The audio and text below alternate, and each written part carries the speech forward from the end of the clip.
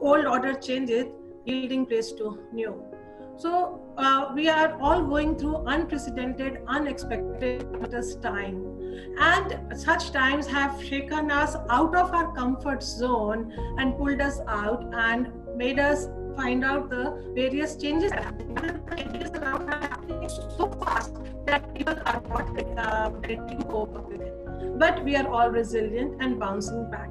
Let's take the example of rock sports. My kudos to the whole rock sport team, which is an adventure sport company focusing having their forte in the outdoor sports, and now they are all indoors working with technology, connecting us all with technology. So this is the kind of change which we are seeing. And in the past, we know that schools were designed around a century back, right? And in the schools are generally the last place of change. They would change only when the change in the society outside was well established.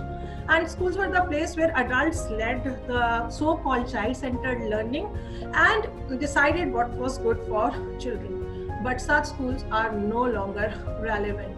We need to design altogether a new order, with few changes here and there will not serve purpose. It is like having a vintage car which works perfectly and we can change it for the new car.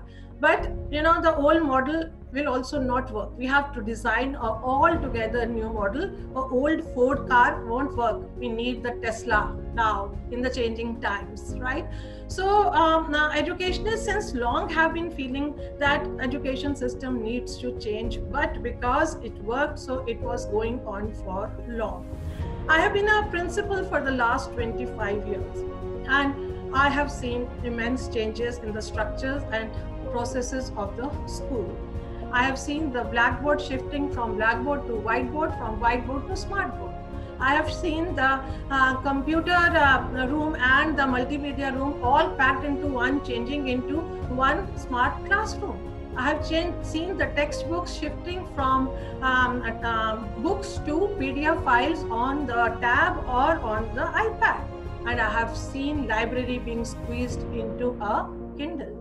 So these are the kind of changes we have seen in the past. And we have seen another educational revolution. And what is that? That is, we have transited from BG to AG. That is before Google and after Google. When we were in the BG era, it was the teacher who was at the center stage, the sage at the stage, who controlled all the learning because only she or he had all the information and knowledge.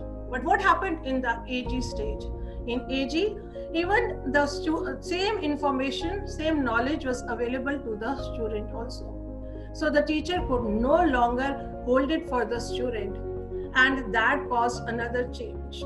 Initially, the teachers were like full train because they were like the engines, and students were the compartments or passengers sitting in the compartment, and teachers were tugging the train ahead.